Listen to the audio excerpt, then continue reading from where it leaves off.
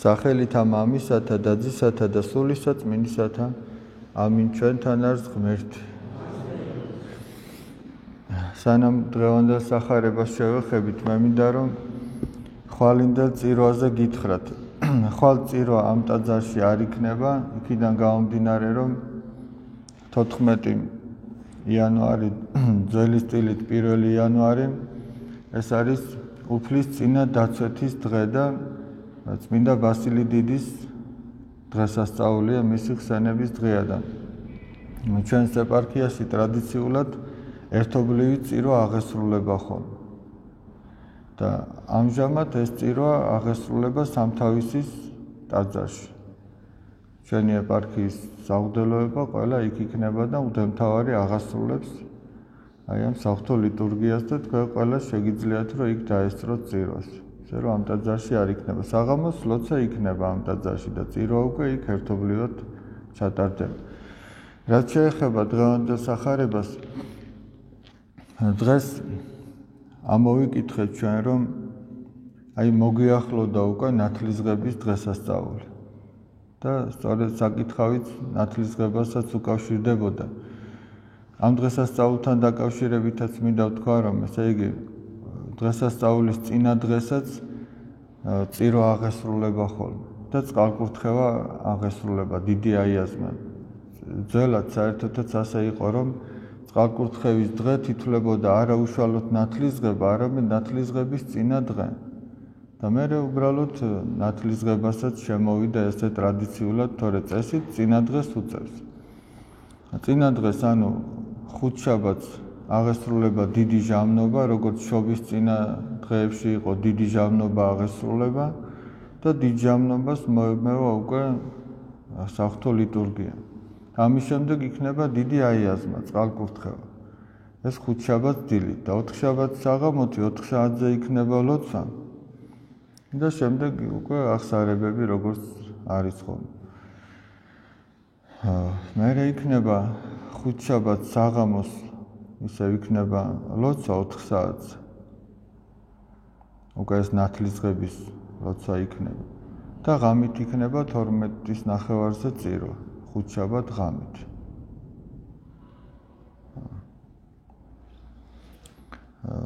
ნათლისღების წინა დღე ყოველთვის არის ხოლმე მარხვა. საერთოდ შობიდან ნათლისღებამდე ხსნილია ხოლმე 4 შაბათი პარასკევი. მაგრამ აი ნათლისღების წინა დღე ახალი სტილით 18 იანვარი რა დღეც არ უნდა დაემთხეს, გინდა 4 შაბათი იყოს და გინდა კვირა იყოს და რა დღეც არ უნდა იყოს, ყოველთვის არის ხოლმე მარხვის დღე. აი დღევანდელი სახარება რაც ნათლისღებასაც უკავშირდებოდა ასე იყო რომ იოანე ნათლისმცემელთან როდესაც მიდიან მოსანათლად ის ეუბნება რომ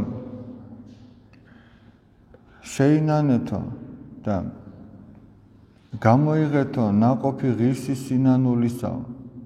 ანუ მარტო ის კი არა რომ ადამიანი ამბობდეს რომ მე ესა და ეს შევცოდე. არამედ ის რომ აი ამ სინანულის შესაბამისი ნაყოფი უნდა გამოიღოს. თუ ადამიანი იპარავს, არ არის საკმარისი მარტო იმის თქმა რომ იპარავ. არამედ ის რომ უნდა ყველანაირად ეცადო რომ აღარ მოიპარო. თუ ადამიანი მრისხანეა, უნდა აქაც რაღაც საშველი დაადგეს ამას. თუ ადამიანი ძუნწია, უნდა ეცადოს რომ ხელგაშლილი იყოს და ვიღაცას მიეხმაროს. თორემ მხოლოდ იმის აღიარება რომ მე ასეთი ვარ და ზრუნვა არ დაიწყოს ამის შეცვლის, ამის გამოსწორებისა, ეს არ არის სწორი სინანული. აი ამაზე იყო ლაპარაკი და მე ამბობს რომ ყველა ხის ძირშიო ცული დევსო, რომელი ხეთს არ გამოიღებს ნაყოფს, როგორც ხდება ხოლმე, მოეკვეთება და ცეცხლზე დაიდება. ეხლა ხე რო გაუხმება კაცს სოფელში, რასაკეთებს რა მთელი ცხოვრება ისე ხო არ უყურებს გამხმარ ხეს. ჭრიან ასეთ ხეს და შეშად გამოიყენებენ, ცეცხლზე დადებენ. ადამიანი რომელიც ნაყოფს არ გამოიღებს, მასაც ესე მოუვავ ამაზეა ლაპარაკი და ადამიანის მიერ გამოღებული ნაყოფი არის სწორედ სინანული. იმიტომ რომ ეს არის ერთადერთი რამ, რითიც შეიძლება ადამიანი გადარჩეს. შეიძლება ყველაფერიც აკეთოს კაცმა, მაგრამ ამასთან ერთად თუ სინანული არ აქვს, ისეთი ადამიანი ვერ გადარჩება. სინანულის გარეშე ადამიანი ვერ გადარჩება. იმიტომ რომ რასაც არ უნდა აკეთებდეს კაცი, მაინც ყველა შემთხვევაში ცოდვილია, ცოდვები აქვს უამრავი. და უფალი ამბობს, იგივე დღეს ამოვიკითხეთ სახარება, რომ ყველაფერიც რომ გააკეთოთო, მაინც თქვით, რომ მონანი ვართ უხმარნიო, ანუ გამოუსადეგარი მონები ვართო. აი ეს განწყობა უნდა ჰქონდეს ადამიანს, რომ რასაც არ უნდა აკეთებდეს, უნდა ჩათვალოს, რომ მე იქნებ ვერ გამოვადექი უფალს, იქნებ ვერ გამოვდექი როგორც ადამიანად. თუ კაცმა თავი აიმაღლა და თქვა, რომ ოხ, მე ესეთი კარგი ვარ, მე ესეთ რაღაცებს ვაკეთებ, მაშინ უკვე არ ვარგა ეს მდგომარეობა, ეს განწყობა არ ვარგა ქრისტიანისთვის. არამედ ქრისტიანისთვის საშური განწყობა ის, რომ სიკეთეს აკეთებდეს, მაგრამ ნანობდეს თავის ცოდვებს და ცდილობდეს, რომ ეს ცოდვა გამოასწოროს. მით უმეტეს აი ახალი წლის დღეებში ვართ და როგორც ესე იგი ვაჭარი დაждდება და ყოველი თვის ბოლოს თუ ყოველი კვირის ბოლოს, მით უფრო წლის ბოლოს გადახედავს აბა ანგარიშს წარადგენს, რა მოიგო, რა წააგო, ღირს თუ არა საერთოდ ამ საქმის გაგრძელება.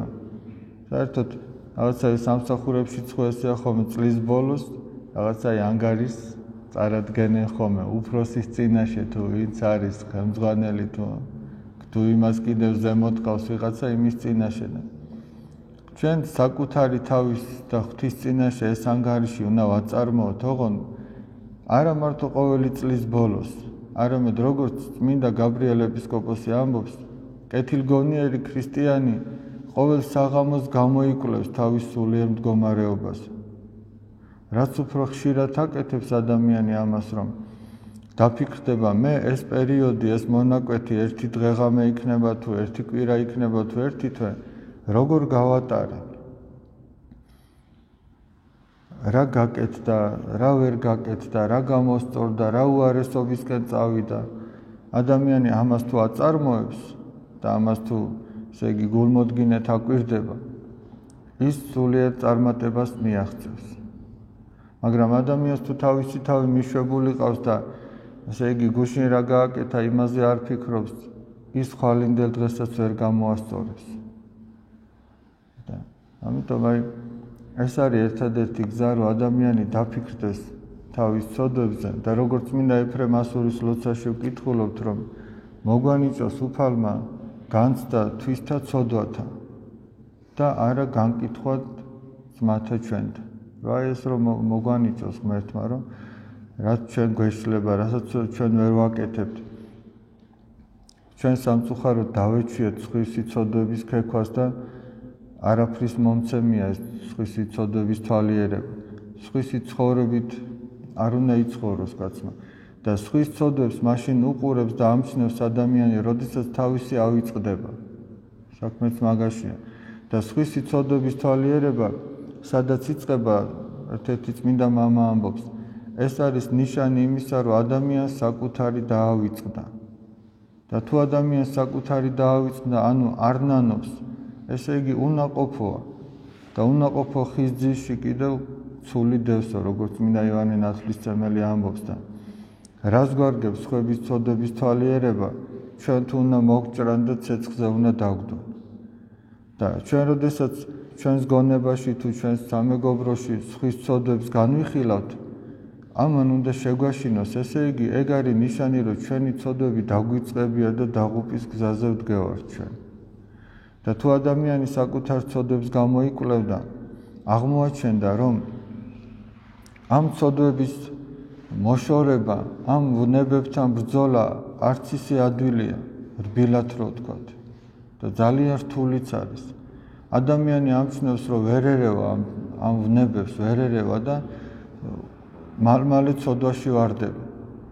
და მერე იმასაც აღმოაჩენს, რომ სხვა ადამიანი თუ ცოდვაში ჩავარდნილი დაინახა, მისადმი გაუჩნდება თანაგრძნობა და არა განკითხვის სურვილი. როდესაც ადამიანი თავის თავს აკვირდება და აკვირდება, რომ თვითონაც ბრძოლის ველზე დგას და იოლი არ არის ეს ბრძოლა, სხვასაც ცოდვაში ჩავარდნილს რო ხედავს, მისადმი თანაგრძნობა უჩნდება და მისთვის ლოცვის სურვილი აღეძვრება და არა განკითხვის.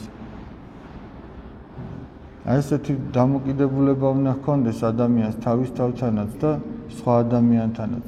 საკუთარ თავს მკაცრად უნდა განსჯიდეს, არ უნდა პატიობდეს და არ უნდა პატიობდეს რას ვამბობ, რომ არ უნდა მიაჩვიოს, რომ ეს არავისაო და არ უნდა მიაძინოს საკუთარი სინდისი და სხვას კიდე უნდა ადვილად შეუნდობდეს, სხვის ცოდვაზე თვალს უნდა ხუჭავდეს. როგორ ამბობს სახარებაში უფალი, რომ შეიყვარე მოყვასი შენი ვითარცა თავისთვის, ეს რას ნიშნავს, რომ შენ რო სხვისკენ თითს იშვერ განსაკითხად, ის თითი შენსკენ უნდა შემოაბრუნოს შენს განსაკითხად და შენ რო გინდა რომ ადვილად გაპატიონ, ეს უკვე მოყვასისკენ უნდა მიმართო. ანუ უნდა შეცვალო დამოკიდებულება, ჩვენ გვინდა რომ სიყვარულით მოგვექცნენ და სხვას კი მკაცრად გავშით და პირიქით უნდა იყოს. სხვა სიყვარულით უნდა შეხედო და საკუთარ თავს კიდე მკაცრად უნდა შეხედო. ეს არის ქრისტიანული დამოკიდებულება, ესე იგი და ამის გარეშე კი არაფერი არ იქნება და ყველაფერში კი საერთოდ ზომიერება არის საჭირო. არც საკუთარ ცოდვებზე სინანულის დროს დარჩი და სასოწარკვეთილებაში არ უნდა ჩავარდეს ადამიანი და არც უნდა გალაღებული იყოს, რომ მერთი მაინც მოწყალე და ისედაც მაპატიებს. ახლა წარმოიდგინეთ, ხო ძალიან ცივა და ერთი სული გვაქვს, რომ მზე მოგვანათოს და გაგვათბოს, მაგრამ ზაფხულში ეს მზე ყელში გვაქვს ამოსული. ნეტა ჩრდილი გამოჩნდეს. რატო ვამბობ ახლა ამას? ის მზე ჩვენ ზომიერად გვჭირდება ხო მართალი? უზომო არც იცივე გვახარებს და არც ციცხე. ხო და ყველაფერში ზომიერებაა დასაცავი. და თუ ადამიანი დაიცავს ამ ზომიერებას, ეს იქნება აი შუალედური გზა, სამეუფო გზა, რომელიც სასუფეველში მიდის. და ღმერთმა ინდებას, რომ ჩვენ ყველანი აი ამ შუალედურ გზაზე ვიდგეთ. ღმერთმა დალოცვილი და გახარებულები გამყოფოთ.